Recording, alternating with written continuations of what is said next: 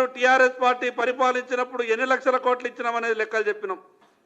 ఈ సంవత్సరన్నర కాలంలో కేంద్ర ప్రభుత్వం నరేంద్ర మోడీ గారి నాయకత్వంలో తెలంగాణ రాష్ట్రానికి ఎంత గొప్పగా సాయం చేస్తున్నదో ఆ వివరాలు కూడా చెప్పినాం. స్వయాన రాష్ట్ర ముఖ్యమంత్రి గారు కూడా మాట్లాడినారు. అసెంబ్లీలో చెప్పినారు, అక్కడ ఇక్కడ కాదు. కేంద్ర ప్రభుత్వంతోనే మేము అన్ని విషయాలలో మేము ఇన్వాల్వ్ కావాలనుకుంటున్నాం. ప్రతి ఒక్క స్కీమ్లో రాష్ట్ర ప్రభుత్వం భాగస్వామ్యం కావాలనుకుంటున్నాం.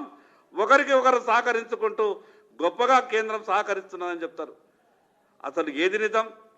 ముఖ్యమంత్రి గారు ఒక పక్కనేమో కేంద్ర ప్రభుత్వం అన్ని రకాలుగా సహకరిస్తున్నాయని చెప్తారు. మళ్ళీ ఇంకో పక్కనేమో రాజకీయ వ్యవహారాల కొరకు కేంద్ర ప్రభుత్వం సహకరిస్తలేదు, 8 మంది ఎంపీలు ఇచ్చినా ఏమిచ్చిందని మాట్లాడతారు.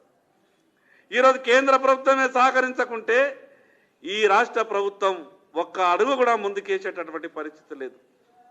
నెల జీతాలు ఇచ్చేటటువంటి పరిస్థితులు కూడా లేదు. ఇంత ఘోరమైనటువంటి ఆర్థిక వ్యవస్థను తయారు చేసి ఈరోజు ఫీజు రియంబర్స్మెంట్ విషయంలో కాలేజీలన్నీ కూడా మూతపడే స్థితిలో ఉన్నాయి. కాంట్రాక్టర్లకు మాత్రమే పేమెంట్లు అవుతున్నాయి. సంక్షేమ పథకాల విషయంలో ఈరోజు ఆరోగ్యశ్రీ కావచ్చు, ఆసుపత్రుల దగ్గరికి వెళ్తే ఆరోగ్యశ్రీ పేషెంట్లని ఆసుపత్రులు పట్టించుకునేటటువంటి పరిస్థితి లేదు.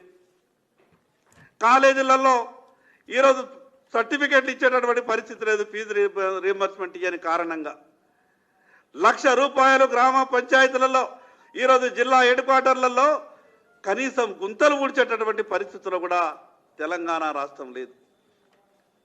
ఇప్పటికే కాళేశ్వరం తీసుకున్నటువంటి అప్పుల మీద